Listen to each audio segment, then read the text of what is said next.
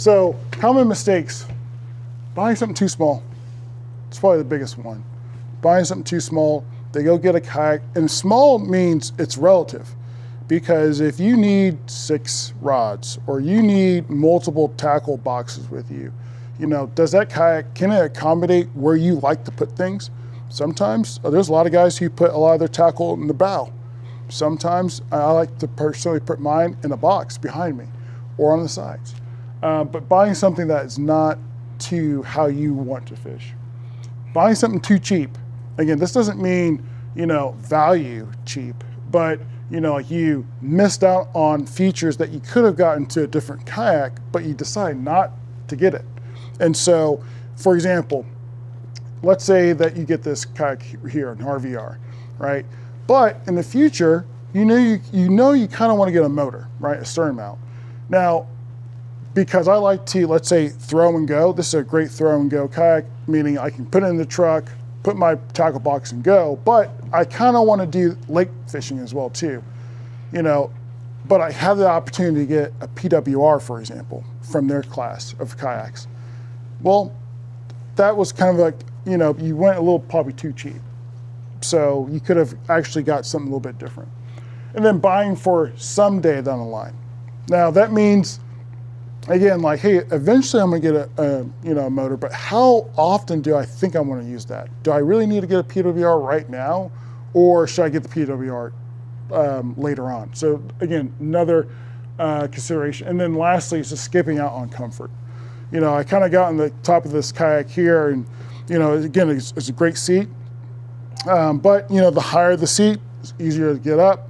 There's seats that can now swivel, and that gives you the ability to, look at, or you can target your certain areas without pointing the bow towards it.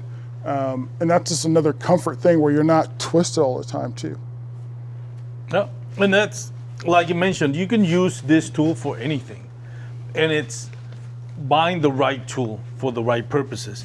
Now, doesn't mean you can't, for example, like you mentioned, or Cam mentioned, let's say you're doing the Brazos River or any river.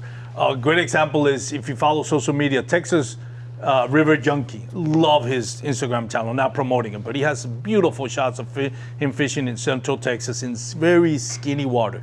He uses a crescent shoalie, which is great for that. Manny Barella from Skinny Water Boys TV. You see them using those kayaks. Does that mean I can't use this kayak on Possum Kingdom? No, you can.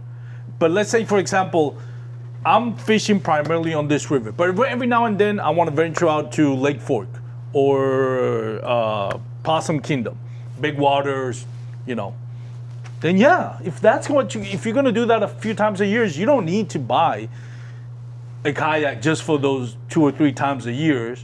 That's not going to work for the rest of the dozen times you're going to be out there on rivers. So, but if that's what you're going to do, then yeah, you can definitely take this out on the big waters.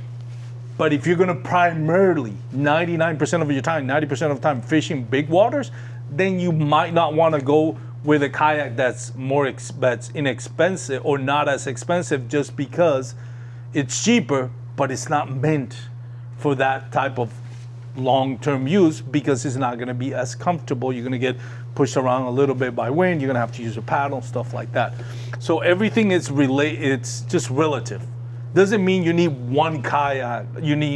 If you buy this kayak, you can only fish rivers. Doesn't mean that you have an Old Town or a PA-14, you can only fish lakes. No, you can use them on rivers too. It's a little bit more work. And if that's what primarily you're going to do, then buy a kayak that's for rivers. The other thing about it is, think of what a lot of us right now are going through that phase, and you might be going through this where you started one kayak and then you moved up because you realized I like doing this now, or this is a style of fishing that as I'm growing, I'm moving to a kayak that fits what I want to do next. You see a lot of us going through this right now, and Cam will tell you the same thing. I'm getting to a point where I realize I need 2 kayaks. I want one for the river because I plan to do a lot of rivers sometimes, but I also need one for the lake. So there's that aspect too. You might want at one point, if you decide to grow on this and do a little bit of everything, you might want a little throw down cheaper kayak you can put on the back of your truck and go fishing with your buddies on the river or a creek to do a sand bass run or stuff like that, because it works out. So think about all those things where you're considering in a kayak, because again, what we want you to do is for you to stay on this community. We don't want to, and Aris from Mariner Sales will tell you the same thing. Duke will tell you the same thing. They're not here to sell you the most expensive kayak to make money. Because if that's not the kayak that you need, guess what? You're going to sell that thing, you're never coming back. They want you to have the kayak that you need for now. And if at some point you decide that you're moving on from that, great. Come here, because they gave you the right advice. And they gave you the smart advice to make you invest. And be open to the possibility, like you mentioned, you're all crappie fishermen. Be open to the possibility that there's a huge influence in bass fishing. And your friends are going to influence you on getting in bass fishing. I started crappie fishing out of a float tube. And then all my friends taught me how to bass fish. And then now I do primarily bass fish. So there's going to be a point where you might actually want to switch. You might do catfishing. You might do other stuff. And then that's going to change how you fish and what you're going to be spending most of your time fishing for and where. Try before you buy. I think all of you guys who's here in the audience, y'all were at the demo, have been to a demo day.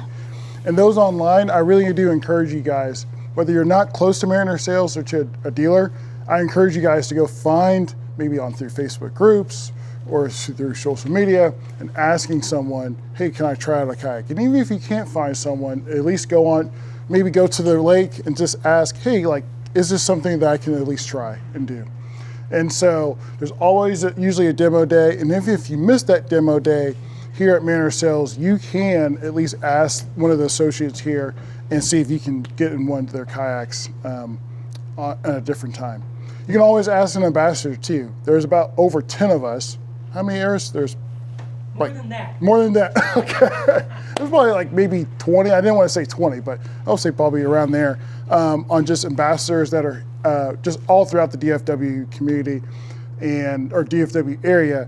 And we have different types of brands as well too. So if you want to try one, you can always just contact us and try that out. And like he mentioned, demo days. I think they have a demo day coming up.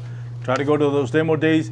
If not, just come to the store, call Aris, Duke. They'll tell you, hey, we have this guy, you want to try it out? And they'll meet you on nearby lake, either it's Lake Grapevine or the one near Bachman? Bachman Lake. You'll try it out for a couple of hours, and then you get a feel for it.